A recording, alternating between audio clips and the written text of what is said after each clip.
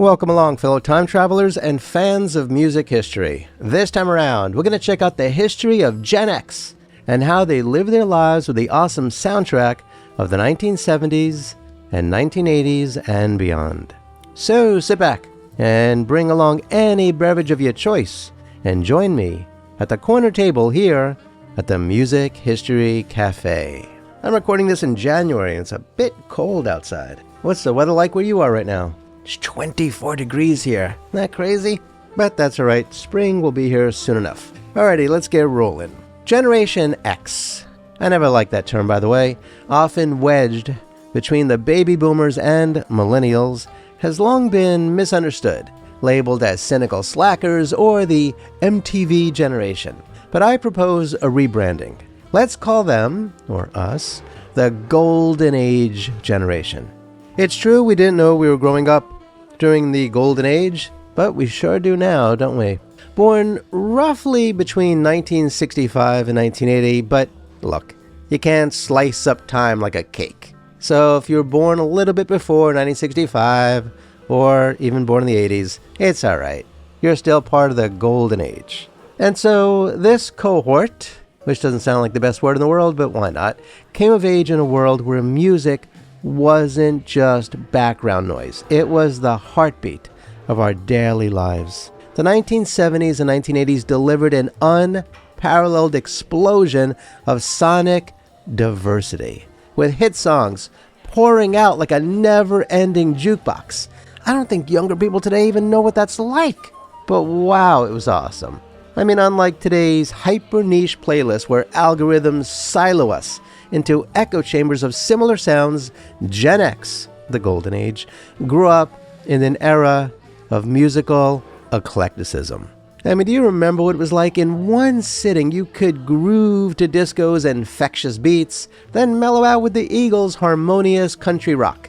Then you could switch to John Denver's folksy storytelling, and then pump up the volume with Madonna's pop anthems. And you could feel the raw energy of Bruce Springsteen's working class tales, and you could then get funky with Prince's genre-bending genius.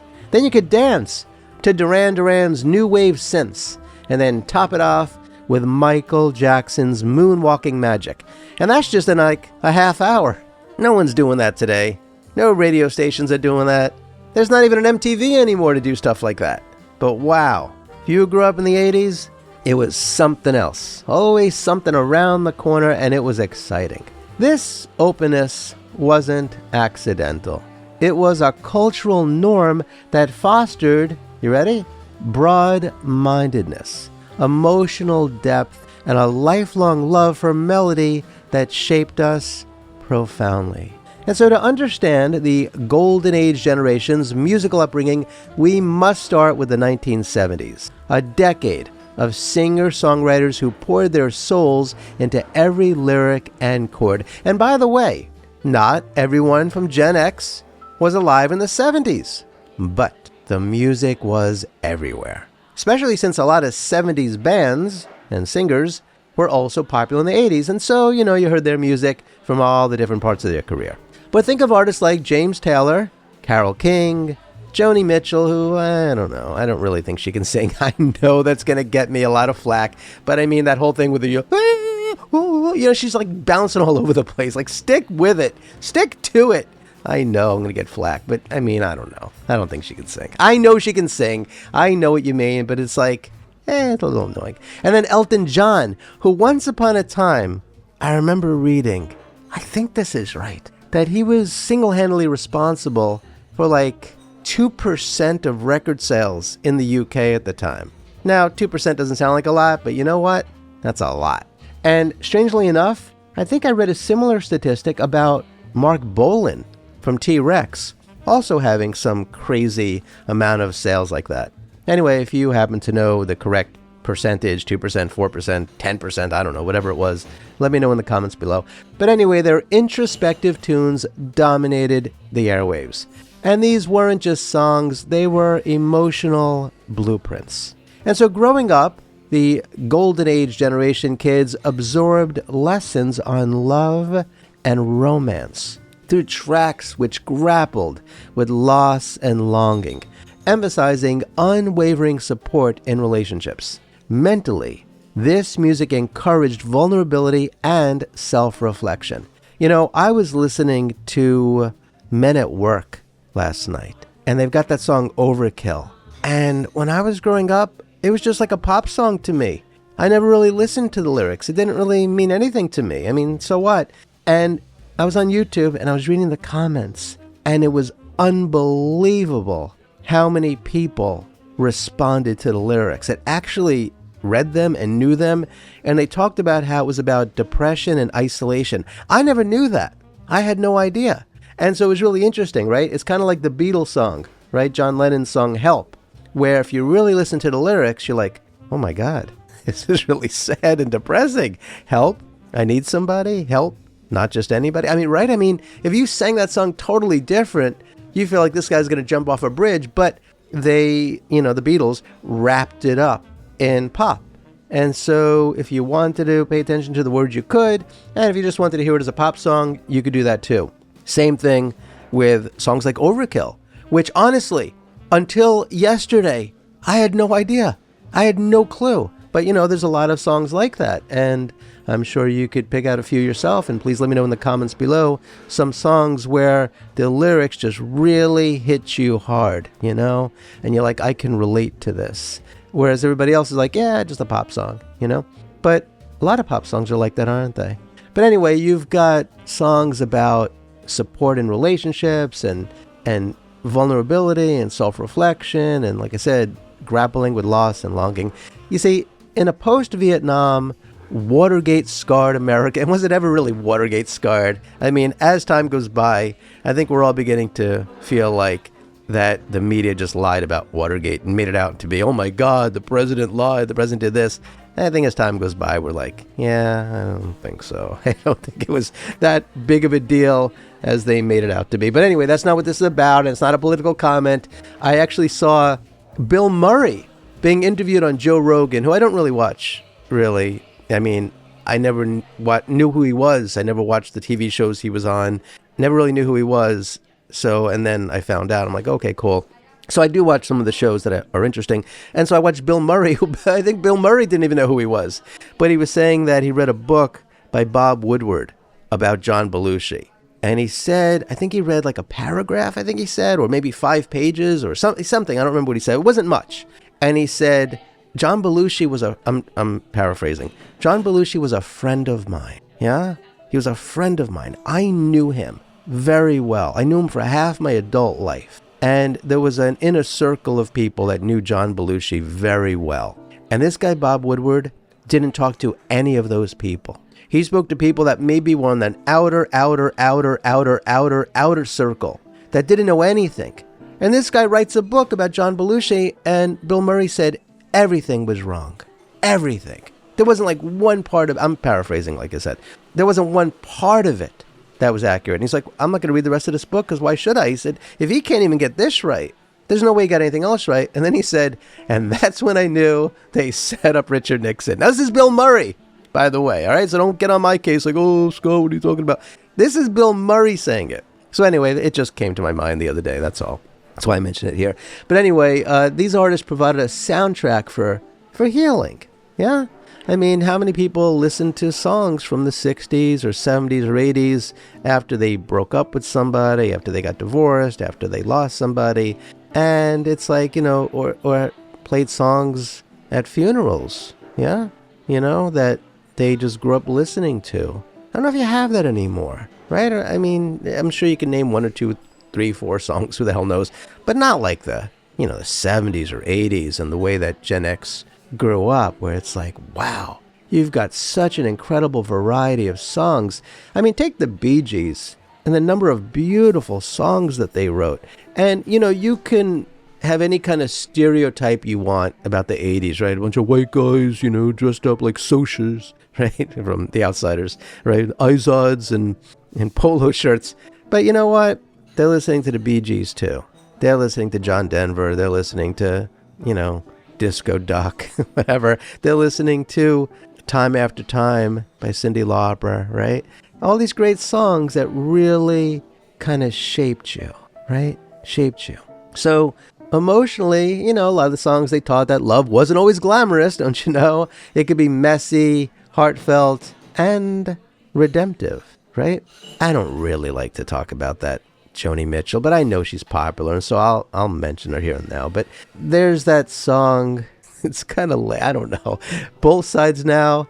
When you're thinking about life's illusions, you're fostering empathy and emotional intelligence from a young age, listening to, songs like that. But even songs like, are you a fan of John Denver?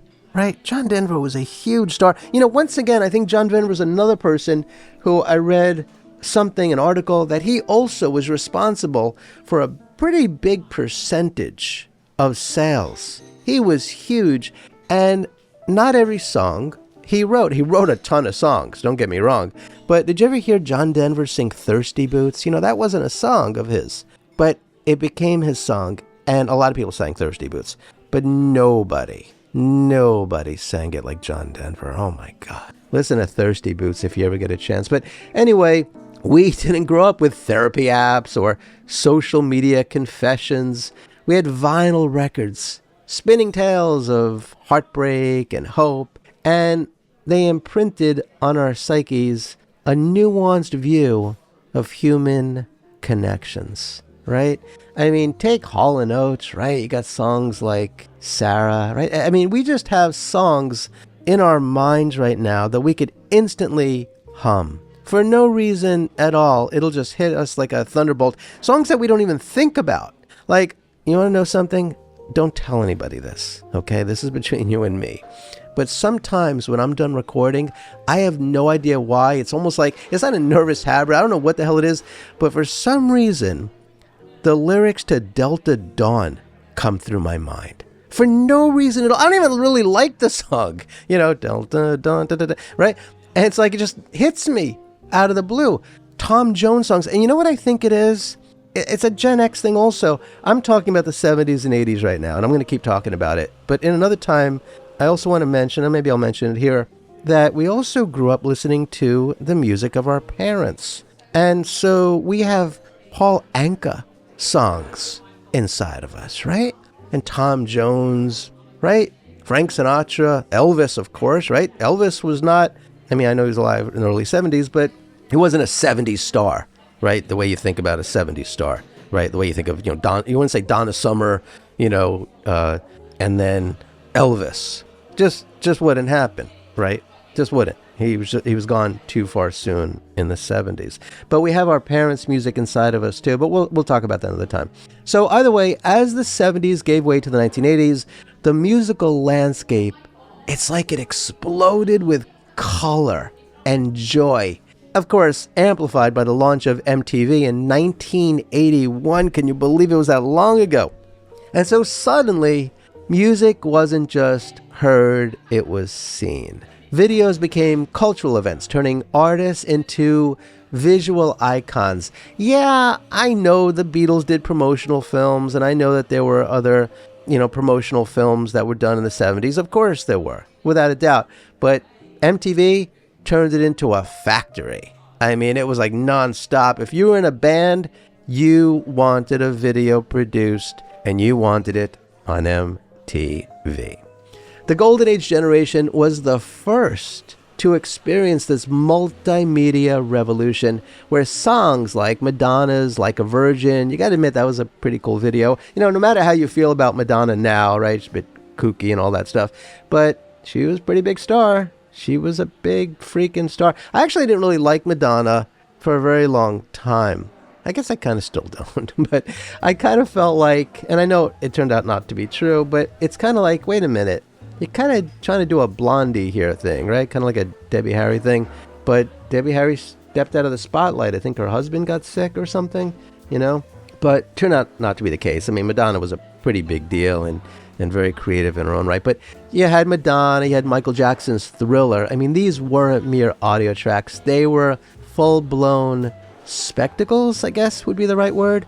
And MTV brought so much unbridled joy into our lives. It was like a portal to a vibrant world where fashion and dance and sound collided. And it was cool? Yeah, adults watched it, but you know what? It was meant for kids and teenagers. And so, wow, if you could be like 6, 7, 8, 9, 10, whatever, teenager, early 20s, whatever, MTV is like a private club, See, in the 50s, the parents, our parents, whatever, they didn't listen to their parents' music. I mean, yeah, they kind of sort of did, but 50s had their own thing, right? Rock and roll, rhythm and blues, that kind of thing. And then the 70s, you had lots of music that appealed to everybody. Not always, but, for the most part, everybody could enjoy it. And then the 80s came, and it's like, oh yeah, the kids and teenagers are back in town, right? The lunatics are running the asylum, and that's how it was, and it was cool. And so, can you imagine, right, for those who aren't part of the golden age generation, can you imagine coming home from school, you're flipping on the TV, and you're kind of being transported by Prince's purple-hued funk, right, in When Doves Cry. I mean, if you never heard of Prince before, right, and then you watch When Doves Cry, and you see this dude, and it's like, is this real? Nah, this ain't real. Is this real? Because he's got, he's like, what, 80 pounds, right? And what's cool about Prince, I mean, he was everything. I read a quote once, and it said, I forgot who it was, but they said they met Prince for the first time, and he looked like this. And this was like it wasn't an environment where he was performing. He was just like in his office, right? His workspace. He was just at work, doing whatever it is that Prince would do.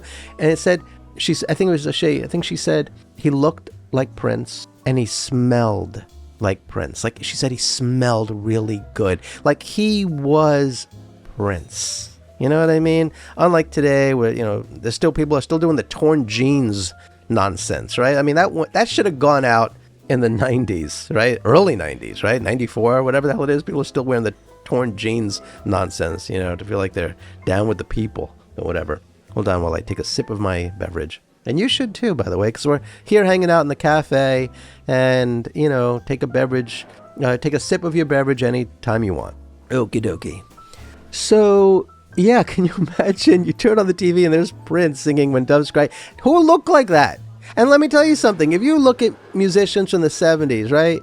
And you can't even be like, oh, the racist comment. Well, they're racist. What are you talking about? There were people that were huge stars that were, what? I don't even know what Prince was. He was half black, half Puerto Rican or something. I don't know, who knows? But I mean, my point is exotic looking, right? He didn't look like something out of a John Hughes movie, right? He wouldn't have been one of the stars in The Breakfast Club, right? Just an unusual looking dude. And he looked awesome, right? And he was so confident in himself, right? Cool hair, cool clothes, cool dance moves, cool song. Who the hell ever heard of a song like, whoever heard a song like that before? When Doves Cry. And then you've got, Springsteen, which, he seems to have gone a bit crazy, but, he had Born in the USA and all the songs associated with that. What's interesting about Born in the USA, it's kind of like what I was saying before about how, the Beatles, whatever, you had different songs that were sad, but they were wrapped in pop music. Well, Born in the USA sounds like it, should be a patriotic song, but it was really a negative thing, wasn't it? What was it about? Vietnam vets and they went off to war and then they came back and people had no appreciation for the vets, right? That kind of thing. Was that it? So it's kind of funny because a lot of people embraced Born in the USA as if it was a patriotic song, but I don't think it was, right? I even think Springsteen said that. But anyway, it still, was part of it. It captured the era's mix of optimism and, let's just say, grit. Yeah. So these songs infused our days with energy. I mean, you had disco remnants, by the way, right? Because even though it was the 80s, you still had the 70s music playing on the rock stations and the pop stations. So you still heard Bee Gees, Staying Alive. That lingered into the early 80s. Well, especially because the Bee Gees, Beatles and Bee Gees kept going strong long after, their peak, let's just say. And so they blended with rock, like Eagles' Hotel California, whose eerie narrative, they sort of warned of excess while, those guitar solos, my God. But so the era's diversity, that's what I'm getting at, 70s and 80s, the diversity was its superpower, and it became our superpower. Because back then, music wasn't confined to genres. It was, and I hate to use this term, but it was literally a melting pot. You never knew what the hell what a new song was going to come out, and you're like, oh, did you hear this latest song? Oh, you got to hear this song. Who is it? Oh, it's this new band. It's like, what band? And that's what it was like in the 80s.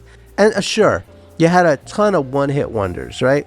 But that's not really necessarily a fair term, right? Because, okay, even if a band had a one hit or a singer had one hit, what the hell is wrong with that, right? Could you imagine if you invent something and it becomes part of people's lives and you said, well, one-hit wonder, right? I mean, what if you made a movie and your movie was so incredible, so awesome, best movie, anybody's ever seen, or they love it, they watch it all the time, you're like, well, one-hit wonder. Nobody says that about anybody else, right? What if you're an architect and you built this incredible building and everybody passes it and you're like, wow, my God, what a building. I've never seen anything like it. This is so beautiful. Look at this amazing house that he built, whatever. Did he do any others? Nah, some other things. Oh, one-hit wonder. And so it's not really a fair term, because who cares? Who cares, right? I mean, everybody loves Come On Eileen, right? Wait, that didn't sound right. I mean, there were plenty of songs that's like, that's a great song.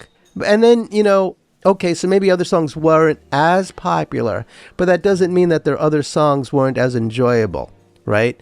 I mean, think of that song Big Country by the band Big Country on their album titled Big Country, right? In a big country, dreams stay with you, right? So great song, great lyrics, great everything. And name another song by them. You probably can't. And it's okay. So like, all right, there we are. We got that great song. But yeah, could you imagine, do you remember a typical car ride in the 80s? And you could listen to, in the 70s or 80s, right? But let's just say the 80s, early 80s, right? So you still have the 70s bands. You still have, let's say, John Denver. But then you got Duran Duran, Sleek, Hungry Like the Wolf. And you got that great video. Remember that video? It was like, and I think it was Simon Le Bon said that they were trying to go with the whole Indiana Jones theme, right? Which it did, right? And then you got Michael Jackson singing Beat It. That was pretty cool. Which fused rock guitar, thanks to Eddie Van Halen, with pop and R&B, and the story of, the guys from Toto and their contribution to the Thriller album. Unbelievable. My God, you should watch some of those videos online about these guys. Incredible. I'll talk about that another time. I don't want to get too deep into it. But Prince's Purple Rain album, right? You think Michael Jackson was big. You see, Prince was a big star from 1999. That's the album 1999, which, by the way, if you really want to hear some cool music, listen to that album. Lady Cab Driver, great song. Really great song. But, oh my God, so many great songs. So many great songs. I should talk about that just alone sometime because, wow. All right, so anyway, Prince's Purple Rain, it spanned rock, it had funk, it had ballads in it. Do you know the story about, I think Purple Rain was about to come out, and he called up Neil Schon, did I say his name right, from Journey, and I don't think they knew each other. And so I think Neil's manager called him and said, look, there's a guy who wants to talk to you, Prince. And of course, everybody knows who Prince was, even before Purple Rain, if you're in the music business. And he's like, what? Who? What? Prince wants to talk to me? He's like, yeah. Okay, well, have him call me. He goes, I think this is the right story. He's like, no, you got to come into this office to talk. And he's like, why? He goes, well, there's a lawyer there, whatever it is. You go, a lawyer? Really? What's this about? He goes, just, come into the office and Prince is going to call you.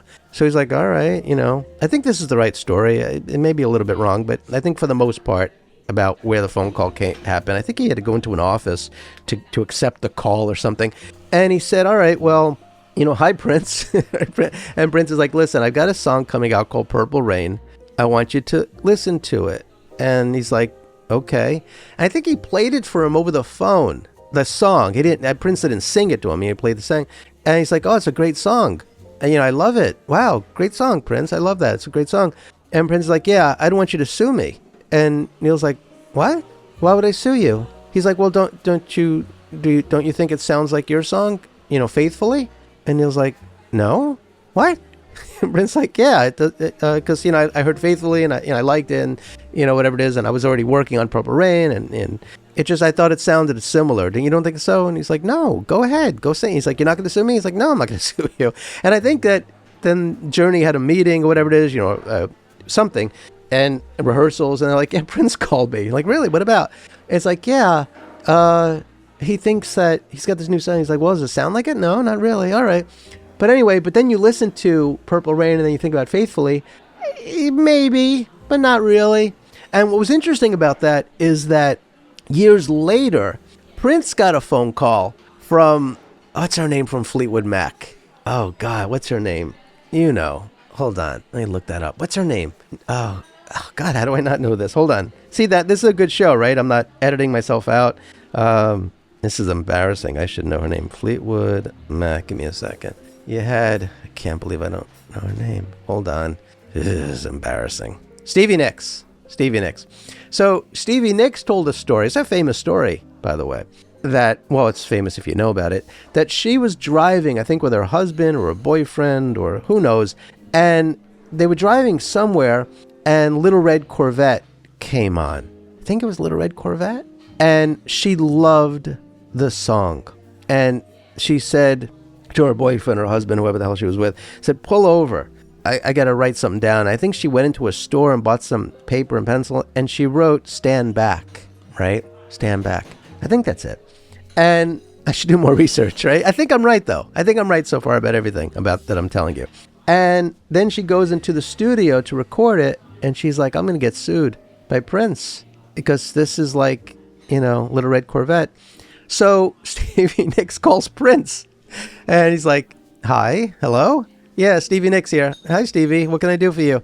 I'm working on a song right now, and I think it sounds like Little Red Corvette, and I don't want you to sue me. And he's like, well, what's it sound like? And she's like, well, can you come to the studio right now?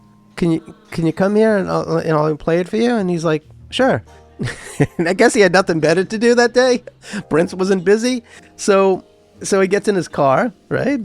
Yeah, Prince driving in his car, or maybe he was driven, who the hell knows.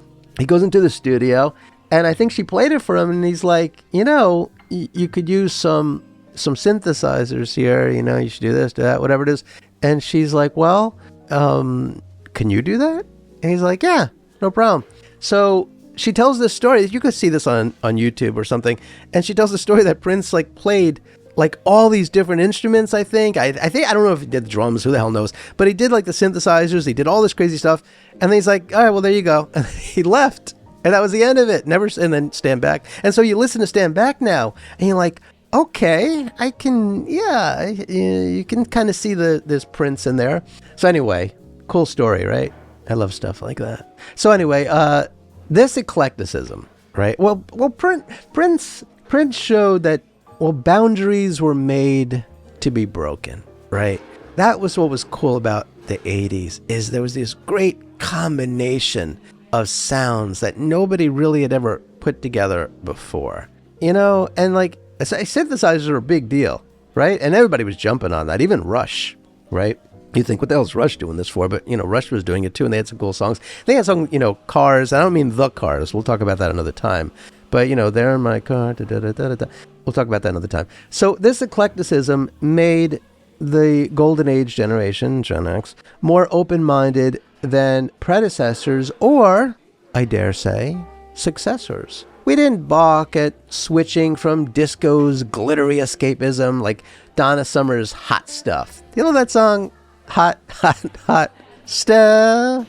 I love that song. To the introspective Americana of John Denver, or the, heartfelt rock of Bruce Springsteen, or John Cougar Mellencamp. Who remembers that? Remember he was John Cougar? I guess his manager or something said, Mellencamp? You're not going with that name. The hell are you going to do with that name? He's like, yeah, but it's my name. It's like, no, nobody wants to listen to somebody named John Mellencamp. The hell does that even mean? So he's like, oh, well, what do you recommend? He's like, Cougar, John Cougar. He's like, really? Yeah. So it was John Cougar, right? So when he was singing Jack and Diane, right, Hurt So Good and all that, he was John Cougar. Now he's John Mellencamp again. Actually, for a while he was John Cougar. Then he was John Cougar Mellencamp. And then he became, so it was a slow transition. And then it's John Mellencamp. So anyway, how did this shape us? Well, it taught us adaptability. And that was a trait that served us well in a rapidly changing world. Socially, it bridged divides. At parties or school dances, everyone moved to the same beats regardless of their background. The physicality of music in those decades, it added to the wonder. Life was colorful and, you ready? Tactile. 8-track tapes. Before my time, by the way, but still. I actually have a few that belong to my older brother. I've got Styx. I got a Ted Nugent. I got a few others. But anyway, 8-track tapes, clunking in the car stereos, right? Before my time, like I said, but some of you may remember 8-track tapes. I mean, I have an idea of it, because I've got the 8-track tapes. I think my brother maybe even had one. I don't know, maybe stick it in the thing. Cassettes rewound with pencils. Remember that? Like it would come out, right? And it's like, oh, what are you gonna do? You grab a pencil and you spin it around, right? And you got those hefty vinyl albums with the gatefold sleeves begging to be poured over. I mean, when you went home and you had an album, you flipped it over, you got to know. This just seems crazy now to people, but who the distributor was, who the producer was, who the engineer was, especially if you were really interested in music and you saw a lot of the same names over and over again. Sometimes it was a little dedication, right? Dedicated to blah, blah, blah, or whatever it is. And then, of course, there was the lyrics. Yeah, right? I mean, how many of you have had Dream Police, right? Remember Dream Police? Not Styx. Oh, God. Sorry. Cheap Trick. Sorry. Early in the morning. Hold on. Let me have a sip of coffee. Give me a second. I've returned. Record stores. Wow. Tower Records or local independents. Sam Goody's, remember that?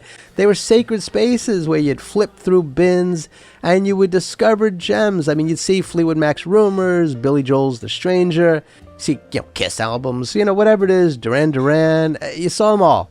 Music was everywhere. Blaring from boom boxes on street corners, soundtracking roller rinks, sure as hell enhancing movies. I mean, everywhere you went. There used to be a lot of people born, after whatever, 80s, 90s, whatever it is. There used to be arcades where you'd go and play Pac-Man, right? Donkey Kong. Remember that? I mean, what a deal. What a freaking deal for the people. Think about a business, right? Think about a business. I mean, my God, you have a store in a mall, right? Store in a mall. Get it near the pizza joint. Get it near the movie theater and fill it with video games. And then you've got a machine in the corner where you trade. You could use quarters. That's fine. But after a while, I think they switched them over to tokens. That was brilliant. Yeah. Because, well, first of all, you show up, whatever, $1, $3, $5, $10, whatever. You had $10. That was a lot of bread. And you get all these quarters. Well, you're going to spend them. Because it's like, no, this is it. Because you're not going to walk home with a bunch of quarters. But then when you got tokens, you really had to spend them. Because what the hell are you going to do? You can't buy a slice of pizza with the tokens. So it's like, oh, this is what it's for. And you got people gathered around you and watching you. So, yeah, cool times, right? So let's talk about maybe movies a little bit. I don't know. The 70s and 80s saw cinema and music entwine like never before. I mean, you had John Travolta strutting to the Bee Gees and Saturday Night Fever. And then you had different tunes underscoring, like, the Big Chills, Nostalgia. You have Prince's score for Purple Rain, right? Turning the film into a rock opera. All these great 80s movies, especially John Hughes. Music was a big part of it. There were so many times where there was no dialogue, right? No dialogue. And you just had the music, and the music helped tell the story. Characters didn't need to speak any words. You didn't have to do anything. You could have a close-up, or what was really popular in the 80s, extreme close-ups. Because, you see, this is a filmmaker's technique, emotions register on camera, don't you know? So if you think that a character is thinking a certain way, angry, planning revenge, scared, depressed, whatever it is, if you know that character is feeling that way, you assume that their emotions, okay? So their emotions register on camera. So you could do close-ups. You could do extreme close-ups. And if you played some music, wham, boom, ready to roll. Incredible. So even blockbusters like Flashdance, you had that What a Feeling song, Footloose, you had Kenny Loggins, you had that title track, and it just made music, part of the storytelling process, embedding it into our collective memory. You can't listen to Simple Minds singing Don't You Forget About Me without thinking about The Breakfast Club. You can't. It's so closely intertwined. What about that song Eye of the Tiger? Is it possible to listen to the song Eye of the Tiger if you're, golden age, if you are someone who grew up and you watched Rocky when you were a kid or a teenager, can you listen to Eye of the Tiger without seeing in your mind's eye Rocky preparing for the fight? Can't, right? There's a million examples like that. Let me know some of your favorite examples in the comments below. And so like I said, they're embedded in our collective memory. These experiences weren't passive. They were immersive, fostering a sense of community and joy that's absent, right? Let's be honest, absent in today's on-demand streaming. Let me tell you something. If you consider yourself, Gen X, right, golden age generation, you could throw a whole bunch of us into a room and we're going to find a ton of stuff to talk about because we have so much in common. You throw a bunch of 18-year-olds in a room right now, someone listens to this, and a lot of people will be like, I never heard of that. You can mention this movie, I never heard of that. You could mention this, whatever TV series, never heard of it. That's just the way it is. I mean, sure, you could find, there's always going to be like the super duper popular, like, okay, well, what about this? Do we know that? Yes. Do you know that? Yes. Okay. But for the most part, you don't have the collective memory that Gen X does. You just don't. But the golden ages generation's musical education didn't start in the 70s or 80s because it was intergenerational. You see, our parents, and maybe even grandparents, fine, but for the most part, our parents came of age in the 1950s, and they were ardent music lovers. They danced Elvis Presley's hip-shaking rock and roll. They swooned over the Everly Brothers harmonies. They loved Buddy Holly and Chuck Berry and Little Richard. Great music that they came to age with and, fell in love listening to and got jobs while listening to that, just growing up with that great music. And the golden age generation had the same thing. But anyway, they passed their passion down. I mean, if you're Gen X, golden age, and you were growing up, right? Because let's just say if you were born in 65, so there was no 80s yet. There was no 80s, so you don't know any of those bands. But either way, or even the early late 70s. But then the homes, the homes were filled with 1950s doo-wop. The Platters singing Only You, or Chuck Berry's guitar-driven Johnny B. Good. I mean, you can go on forever. And from them, we learned about romance as a grand, innocent adventure. I mean, song like Patsy Cline's Crazy, teaching the ache of love, Buddy Holly's Peggy Sue, capturing youthful flirtation. I knew Peggy Sue, by the way. She and I used to talk quite a bit. Love wasn't swipe right, superficial. It was deep, fun, and often tied to dance floors or drive-ins for them. Our parents' 1960s influences amplified this. The Beatles, revolutionary pop. And then, I'm not really much of a Bob Dylan fan. I know. Give me the flack. Give it all you want. I was listening to Penn Jillette the other day. He was being interviewed by, what's his name? Billy Corgan, Smashing Pumpkins. And he was talking about how Bob Dylan was like the best singer in history. Some crazy thing like that. I'm like, oh, okay. But anyway, he had his poetic songs, right? You had the Beach Boys, sunny surf rock, Good Vibrations. Let me tell you something. You listen to Good Vibrations as a kid, or even now, whatever, and it's like, yeah, it's a cool song.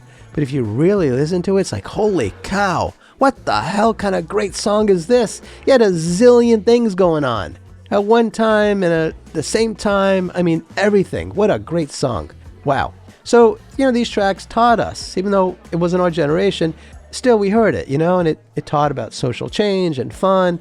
And let me tell you, emotional resilience. That's why, so many Gen X, we're just like, go ahead, rolls right off our back. We're not offended easily, don't you know?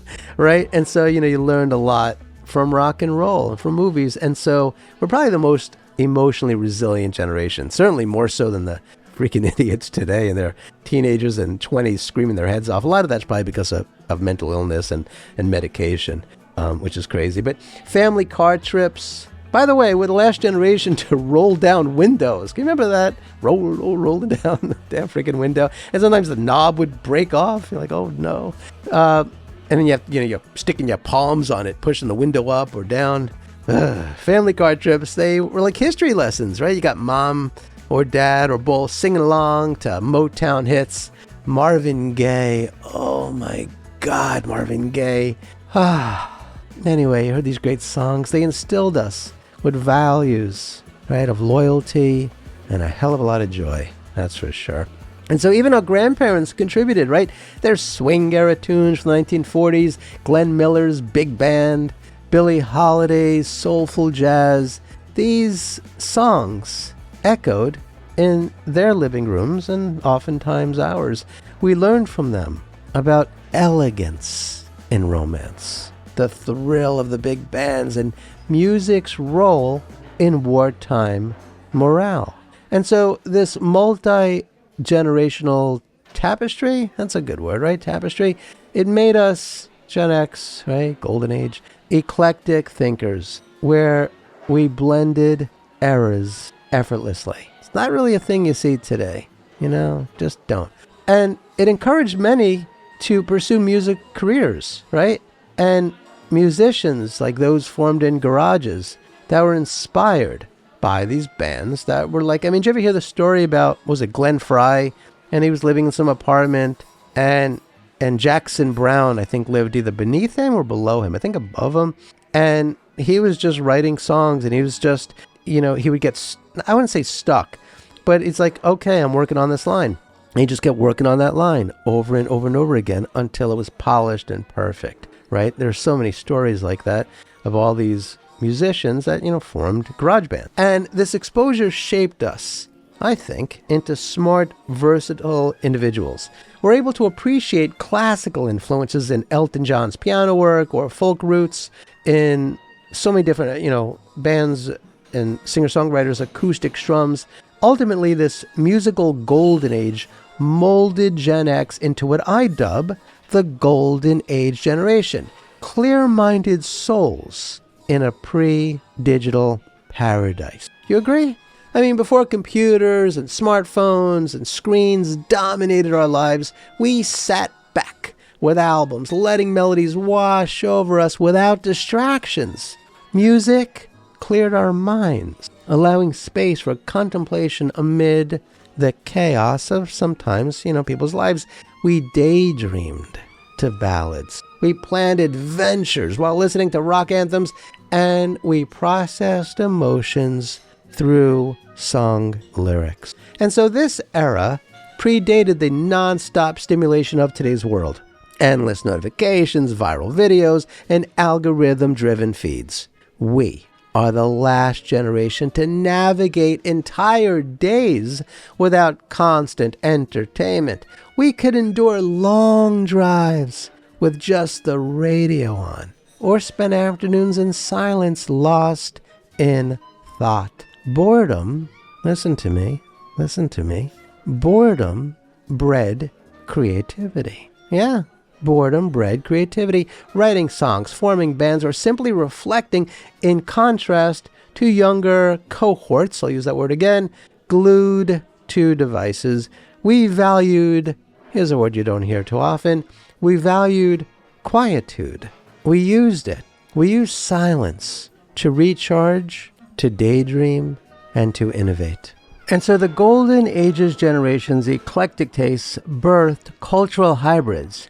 You had hip-hop sampling, 70s funk, indie rock nodding to 80s new wave. We entered the music industry en masse. As DJs remixing classics, you had producers like Rick Rubin blending genres. You had artists like Beck echoing boundary-less ethos. Mentally, the emotional depth from singer-songwriters built resilience. Joy from MTV hits fostered optimism. And the 80s was such an incredibly optimistic time. People couldn't wait for the future. Things were so exciting back then. Not that way now. And so, Gen X, well, we approached life with a playlist mentality. Diverse, adaptable, and appreciative of variety. You know what else we know about that younger generations don't? We know about trends. We know about things coming and going. And too many teenagers and people in their 20s and maybe even the early 30s, they don't understand that. And so when something's going on politically, whoever the president is or whoever this person is or that person, they think it's the end of the world and oh my God, this is the way it is. And, they jump on to whatever the latest crazy, newsy trend is. And they think, oh my God, I better jump onto this. And it's like, nah, take a seat, relax. Yeah, you're all hot about this now, but all things pass. And no one's even going to be talking about this in a year or 2 years or 3 years. Just going to go on by. Calm down. Relax. It's okay. You don't have to get all upset about everything. You're not fighting Hitler. You're not doing this. You're not doing that. You're not saving the world, saving the trees. You're just jumping on trends. And people have been brainwashed to think like that. Gen X was never brainwashed. We've seen things come and go, and it's not that big of a deal. And so that's part of our resilience, yeah? And so in retrospect, the 1970s and 1980s, they weren't just decades. They were like a symphony of growth. From disco's pulse to singer-songwriters' serenity, you had grit and flair, and it's like music was like, our teachers, right? Like our teachers, our companions, and bringers of joy. It made us open-minded, emotionally attuned, and, this is a big one, capable of silence in a noisy world. As the Golden Age generation, and I like that term a lot better than Gen X, which really doesn't even freaking make any sense. Gen X should be like, whoever the first generation is that's born on Mars, or the first generation to move to Mars. That should be like a Gen X, but come on, you're born between, 1960s and 1980s and you're Gen X? Come on. Doesn't even make any sense. And this is what idiots do. This is what the news does. They kind of grab onto these terms. I've got to use it, to be able to have my thumbnail and my title and stuff like that. It doesn't make any sense. Golden Age generation does make sense, though, because it's more encompassing. You know what I mean? And it's like, you could find things that people have in common, and happiness was a big part of it. Not everybody was happy, I know. But I'm just saying, overall, there was a lot of cool stuff going on. And so, as the Golden Age generation, we carry this torch, reminding others that true richness comes not from niches, but from embracing the full spectrum of sound. And so here, in the Music History Cafe, let's raise a toast to the Golden Age generation. Like you, like me, and for many others who probably wish they were part of it, who grew up in a Golden Age era in American history when everyday life was like living in a music video. Don't you agree? So, how eclectic was your music taste growing up? Did you really flip John Denver to Prince in one sitting or mixtape? Yeah, you probably did.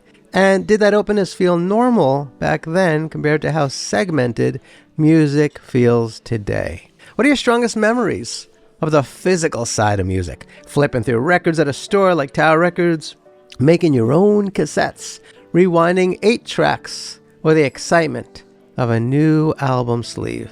How does that compare to streaming today?